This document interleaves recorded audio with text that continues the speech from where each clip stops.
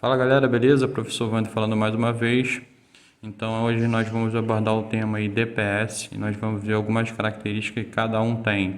Então eu trouxe 3 DPS aí para a gente verificar. Esse aqui é um DPS da Clamp, mais utilizado em residência, né? E parte industrial de pequeno porte. Então nós temos aqui um equipamento mais elaborado, né? Que é um equipamento da Fenix Contact, que é um equipamento alemão que utiliza também ele em área industrial, mais voltado para industrial, devido ao custo do equipamento e a quantidade de informação que ele pode disponibilizar para o cliente. Então aqui também a gente tem outro protetor de surto, né, de outro modelo, mas também da mesma empresa alemã aí, Fenix Contact.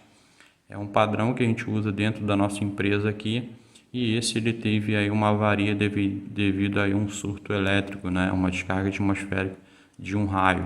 Então vou mostrar algumas características para vocês e responder algumas perguntas. Exemplo, o que é um surto elétrico, né? O que gera um surto elétrico?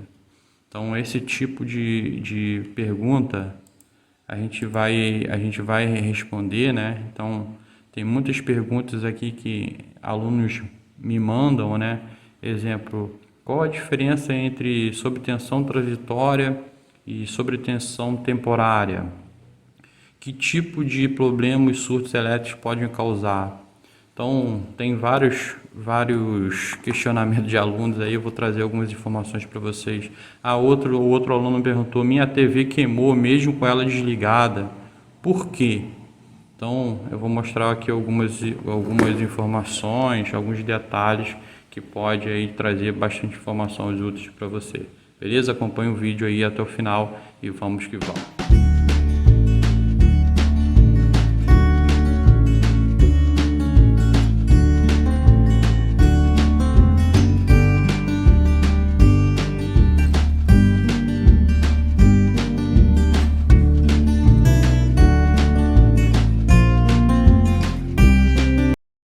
Vou falar para vocês hoje sobre as descrições aqui, mais brevemente possível e mais a fundo. Eu vou mostrar no computador as informações com mais detalhe, tá? Então aqui já para quem tem um conhecimento um pouco mais avançado, não ficar muito tempo aí na parte didática. Então aqui a gente tem o UC, né, que representa a máxima de corrente de operação contínua. Então a tensão é de 275 volts, símbolo alternado. Então essa tensão aqui é a tensão máxima que o equipamento vai suportar. Acima disso ele vai atuar aí jogando essa tensão máxima por terra. Então como que a gente faz a medição? A medição sempre vai ser feita entre o equipamento terra. Então vai ser fase terra, quando você coloca lá a escala de tensão e você mede um cabo no fase e um cabo no terra, você tem a diferença de potencial, e essa diferença de potencial não pode ultrapassar aí 275 volts. Beleza? Então, como que a gente vai descobrir, como que a gente vai dimensionar o equipamento? Se o equipamento é uma tensão de 127, fase neutra ou fase terra, e a gente vai medir lá 127, então provavelmente você vai ter que utilizar um equipamento de 175. A minha rede é de 380 volts, então uma fase com neutro, uma fase com terra, ela dá 220. Meu equipamento tem que ser de 275. Então minha rede é de 440, onde uma fase o terra e uma fase neutro é uma tensão muito próxima aí de 270, 260 volts. Então eu aconselho a comprar um protetor de surto acima de 175. Então é assim que você dimensiona a tensão de curto para o equipamento. No próximo aqui é a tensão, é a amperagem máxima, então é I mais. Esse I representa intensidade de corrente elétrica, mais significa máxima. Então ele está falando qual a corrente máxima de trabalho. Então ele fala que ele é 15 kA, onde 15 representa o número numérico máximo e Ka representa a unidade de amperagem. Então todo mundo lembra aí que K é a unidade de 1000, né? De quilo, 1 quilo representa 1000. Então a gente tem a unidade A. Então a corrente máxima ele é de 15.000 amperes. Então parece ser um número expressivo aí, mas para o curto é rapidamente atingido, tá? Então a gente tem aqui o IN, que é a corrente nominal, 5 kA, que é a corrente máxima aí 15.000 e a corrente de trabalho 5.000 ampere. Então aqui a gente tem a sigla chamada UP, né? É o nível de proteção. Ele fala aqui que esse nível de proteção aí, ele tem que ser menor do que 1,2 kV. Então é kV, né? Então K de quilo, volt de tensão. Então a gente sabe que esse equipamento, ele atingir aí uma informação de 1,2 kV, também ele vai atuar com a sua proteção. Então, aqui a gente tem o status, né, o status dos acionamentos. Então, quando ele fica verde, ele está apto a trabalho, né? Quando ele se altera suas cores para tonalidade vermelha, ele está aberto, significa que a tensão está passando por dentro dele e está sendo descarregada para o terra. Então eu espero aí que com esse conceito básico vocês consigam entender um pouco mais sobre os DPS de protetores de surto. E para quem tem um conhecimento aí um pouco mais simples, né, desse equipamento, eu vou falar agora aí, vou passar para o computador e vou mostrar detalhes sobre ele, vou falar sobre cada característica bem mais apurada. Beleza? Acompanha o vídeo aí e vamos para o computador. Beleza, aqui no computador nós vamos ver as informações que eu trouxe no slide. É um slide aí com um tempo considerável, mas com bastante informação para que vocês entendam. Eu trouxe uma imagem ilustrativa com alguns dados aí parecidos, mas não são exatamente iguais e não vão impactar muito nas informações que elas sejam diferentes por alguns detalhes. Então, o que é um surto elétrico, né? É uma onda transitória de corrente, tensão ou ambas em um circuito elétrico. O surto, então, ele é provocado por duas variáveis, né? Um curto de corrente, que é proveniente da amperagem, e o curvo de tensão, que realmente é uma oscilação muito alta num curto-circuito ou qualquer outro nível de tensão que pode estar ocasionando aí uma avaria. Isso é um surto elétrico. O que gera o surto elétrico, né? O surto elétrico são causados pelos chaveamentos de máquinas elétricas. Então esse chaveamento aqui, tem muita máquina que pode fazer o chaveamento. Tem chaveamento de liga e desliga, ou chaveamento realmente também de inversor, que cria um chaveamento em rede, pode criar uma distorção muito grande, um surto muito grande aí para a rede elétrica. Descarga atmosférica, né? Nada mais é do que o raio, né? Ou manobras em rede. Isso aqui é proveniente de concessionária de energia, Enel, Ampla, entre outras empresas aí que trabalham com manobras de energia. Essas concessionárias, elas fazem a manobra de rede, né, minimizando ou maximizando sua rede local devido a um problema de curto na própria rede da concessionária. Qual a diferença entre sobretensão transitória e sobretensão temporária? Então, primeiro passo, a gente precisa saber que sobretensão, sobre é acima, tensão é a unidade que a gente quer medir, né? Então a gente está falando sobre tensão alta. Então, sobretensão transitória é um fenômeno que ocorre em altas frequências e tem uma elevação abrupta de tensão em um curto período de tempo, na ordem de microsegundos, normalmente conhecido como surto elétrico. A sobretensão temporária mantém a mesma frequência na rede de energia e sofre uma elevação de tensão que perdura por mais de meio ciclo de frequência fundamental. Então esse é um problema muito grande, né? Porque você tem uma sobretensão transitória e sobretensão temporária. Que tipo de problema o surto elétrico pode causar? Quando o surto elétrico causado por um raio, a tensão de rede elétrica pode se elevar a mais de 5.000 volts. Sem a proteção de um DPS, dispositivo de proteção contra surto, os equipamentos eletroeletrônicos conectados à rede podem ser seriamente danificados ou queimados instantaneamente. Então muita gente me pergunta: poxa professor, como é que minha televisão tem um fusível de vidro e não queimou, não protegeu? Então, o conceito básico é entender os níveis de proteção. Nós temos o DPS, que protege o equipamento com acréscimo de tensão, e temos o disjuntor que a protege por corrente. Então são dois itens totalmente diferentes. Mas minha televisão de fusível de 3 amperes não poderia ter atuado? Então é o seguinte, quanto maior princípio da lei de Ohms, né? Quanto maior o nível de tensão, menor vai ser a sua corrente. Então, quando o surto por tensão ele é tão alto que ele passa por dentro do equipamento eletroeletrônico e às vezes em miliampere, isso danifica não por corrente e sim por tensão. Sua televisão está queimando não porque ela atingiu uma amperagem muito alta e queimou alguns componentes. Ela está queimando porque a tensão que passou foi extremamente alta e também queimou seus equipamentos. Então, por isso que tem uma série de TVs queimadas, entre outras coisas, outros equipamentos que queimam da mesma forma. No entanto, existe outra fonte de geração de surto, que ao contrário dos raios, ocorre continuamente, né? Inúmeras vezes durante o dia, como a liga e desliga de grandes motores, né? Para quem não tem um conhecimento muito apurado com motores, dentro da placa do motor ele tem aquela informação lá de IP/N, né? Pico de partida sobre o motor. Às vezes ele é 8 a 9 vezes ou 5 vezes a nominal do motor.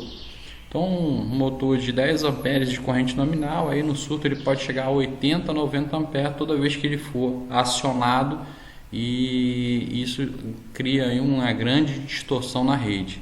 Inclusive, por norma, esses motores acima de motor de 5,5, né, a partir de 7,5, eles têm que ter uma partida suave, uma estrela triângulo ou um software, um inversor de frequência. Por exemplo, todas as vezes que um elevador é acionado, são gerados surtos, né? Que mesmo não atingindo a magnitude das sobretensões transitórias causadas pela descarga atmosférica, pode danificar gradativamente os equipamentos conectados à rede elétrica. O mesmo acontece com chaveamento ou manobra de rede, né, que a gente já comentou aí no slide anterior, dependendo da sua intensidade. O surto causado tanto no momento em que ocorre o apagão, quando no ato de religação de energia. É muito mais crítico no retorno da energia, né? Que é 99% de todas as casas estão com seus conectados, né? Estão com seus equipamentos conectados à rede, as lâmpadas acesas e tudo mais. Então, quando a concessionária de energia coloca a rede em carga, automaticamente todos os equipamentos são alimentados ao mesmo tempo. Então você tem um afundamento de tensão e acréscimo de amperagem. Isso pode danificar ou queimar imediatamente eletroeletrônicos que são essenciais para o seu dia a dia de empresas, indústrias, instituições financeiras, vários outros itens, inclusive o mais comum em residências. Minha TV queimou mesmo desligada da tomada. Por quê? Isso é possível? Sim. Trouxe aqui algum resumo aqui para vocês terem uma ideia. Se o raio cai mesmo longe do local em que você está, todos os tipos de equipamentos eletroeletrônicos das redondezas estarão em risco. Isso porque, ao atingir o solo, a descarga atmosférica gera uma onda eletromagnética que se irradia por até 5 km de distância. Para determinados equipamentos, apenas remover o plug da tomada não significa garantir a sua integridade, porque todos os equipamentos condutores metálicos que estiver no período percorrido pela onda eletromagnética, né, que a gente está falando do raio, gerado por um raio, receberá parcelas dessa descarga atmosférica. Ponto. Justamente por isso, os aparelhos como TV, modems de internet, telefone, codificadores de TV a cabo, que além de ligados à rede elétrica, são também conectados à linha de dados, sinal, costumam queimar em tempestade.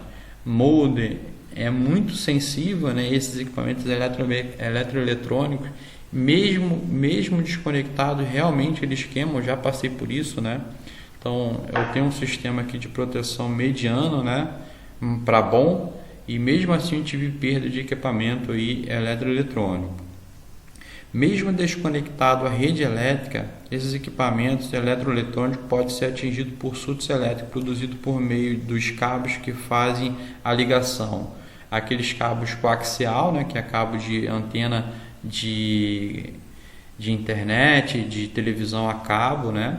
Conectores 11 e conectores RJ45, RJ11 é um mini RJ45, né, para quem não conhece, por antenas externas e vários outros tipos de comunicações de dados. Então apenas se você desconectar isso à TV da tomada e ela estiver conectada aí às smartphones a um RJ45, né, que é esse cabo mais comum que você conecta diretamente na televisão do mudo da sua televisão, isso pode vir a danificar. Então fica uma dica aí para todo mundo que mesmo que é acostumado a tirar a tomada da TV e dos equipamentos, também se atentar à conexão aí entre a TV e os componentes internos. Outra dúvida aí que o pessoal manda, né? Moro em um prédio com SPDA, estou livre dos surtos elétricos? Então, o que é um SPDA? Sistema de proteção contra descarga atmosférica. Então, esse SPDA geralmente são utilizados em empresas, né, ou prédios de mau porte. Dificilmente uma casa vai ter um sistema de SPDA projetado para ela, exceto umas casas de alto padrão que adote esse tipo de proteção. Então aqui segue a pergunta: moro em um prédio com SPDA, estou livre dos surtos elétricos? Não. Mais conhecido como para-raios, o sistema de proteção contra a descarga atmosférica, o SPDA, oferece proteções para: número 1, a estrutura das edificações, e 2, as pessoas, animais que nela habitam. Então, o sistema de SPDA é para proteger a estrutura das edificações e as pessoas e os animais que habitam nela. Portanto, sem o uso do dispositivo de proteção contra surto, todos os tipos de equipamentos eletroeletrônicos correm ainda mais perigo. Isso porque, quando o raio é conduzido ao solo de uma forma de uma onda eletromagnética, percorre a estrutura da edificação até escoar pelo sistema de aterramento. Essa onda gera surtos elétricos que podem queimar instantaneamente os aparelhos conectados à rede elétrica de dados e sinal. Então, para quem não sabe o que é uma SPDA, então as estruturas aí ela tem um sistema como se fosse uma gaiola, né, que é mais conhecido como gaiola de Faraday. Então, toda a estrutura é revestida em uma forma de gaiola. Hoje já se utilizam fitas, né, para fixar a estrutura e canalizar essa variação aí para o terra, para o surto do terra. Então, muitas edificações fazem isso. Então, isso é determinado por norma para que seja atendido. Mas se você tem um SPDA, também precisa aí de um DPS, ok? O que é um DPS? É um dispositivo que atenua, reduz em magnitude a sobretensão transitória de alta capacidade e de curta duração, causados por relâmpagos, comutações e etc. Quais as classes dos DPS? De acordo com a norma NBR, os DPS podem ser classificados em 3 classes: classe 1, classe 2 e classe 3. A classe 1 é destinada à proteção contra surtos elétricos conduzido proveniente de descargas atmosféricas diretas, geralmente recomendados para locais com a alta exposição ou que seja dotados de SPDA, Sistema de Proteção contra Descarga Atmosféricas. O DPS da classe 2 é destinado à proteção contra surtos elétricos ocasionados por descargas atmosféricas direta, ou seja, cai próximo às edificações ou às linhas de transmissão de energia ou dados. O DPS classe 3 é um dispositivo de proteção que prevê a sua utilização próxima aos equipamentos protegidos, normalmente utilizados como complementos de proteção ou em locais com baixa exposição. Então aqui é o T3, né? Na realidade T2. Então a maioria dos DPS aí vão ser classe 2, que basicamente é para mais uso, né? Contra o surto elétrico por descarga atmosféricas. Onde devo instalar o dispositivo de proteção contra surto? Então tem bastante teoria aí sobre isso, mas vamos verificar aí umas causas mais indicadas para isso. Para uma adequação de proteção dos equipamentos eletrônicos sensíveis contra a descarga atmosférica e seus efeitos, a localização dos dispositivos de proteção contra surto DPS deve ser baseada no conceito de zona de proteção, que consiste em dividir o volume da instalação a ser protegido em fronteiras. Nelas são definidos locais com maior ou menor sustentabilidade à ocorrência ou maior intensidade de ocorrência de descarga atmosférica, diretamente ou em áreas próximas às estruturas, e são classificados segundo a serenidade e suportabilidade do sistema. Então o DPS eu utilizo ele sempre dentro de uma estrutura após o geral, antes das derivações do circuito, para minimizar qualquer tipo de dano antes mesmo de entrar no equipamento. Quais informações devem ser consideradas ao especificar um DPS? Então as informações mínimas que devem ser atestadas ao especificar um DPS são o C, né, que a gente já falou, máximo de corrente de proteção contínua, é a máxima tensão eficaz, ou CC, que pode ser aplicada continuamente ao modo de proteção do DPS, sendo igual à tensão nominal. O P, nível de proteção, parâmetros que caracterizam o desempenho do DPS para limitações da tensão entre seus terminais, que é selecionado de uma lista de valores preferenciais. Esse valor deve ser maior que o valor mais elevado da tensão de limitações medidas.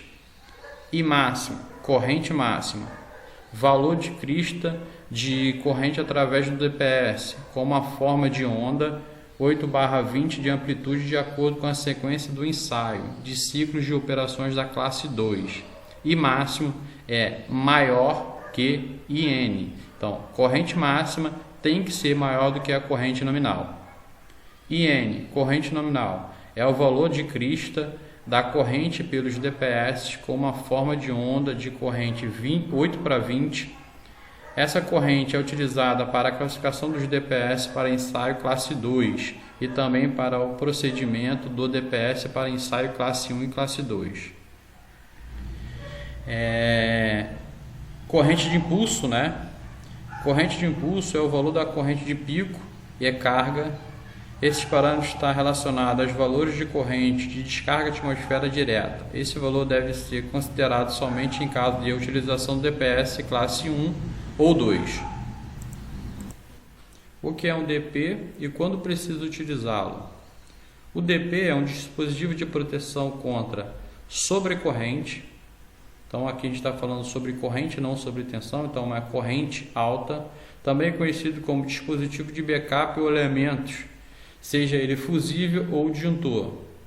Então o DP é uma proteção de corrente, ele pode ser protegido tanto pelo fusível ou pelo disjuntor, ligada em série com o DPS. Então todo mundo sabe que a ligação em série é um após o outro, ligação em paralelo é um ao lado do outro. Então primeiro você passa pelo sistema de proteção e depois você entra no sistema de DPS, que tem por finalidade desconectar o DPS da linha de energia ao final da sua vida útil dos DPS, ou eliminar o curto-circuito que ocorre por falha do DPS. Cada linha de DPS da CLAMP, VCL, SCL, DCL, entre os outros, possui um valor máximo de corrente de curto-circuito sem o DP. O DP deve ser utilizado caso a corrente de curto-circuito ICC seja superior ao valor máximo de corrente do DP, do DPS. O DP deve possuir corrente nominal inferior ao máximo igual ao valor indicado na ficha técnica dos DPS. Pessoal, é isso. Espero ter ajudado aí vocês aí com informações do DPS.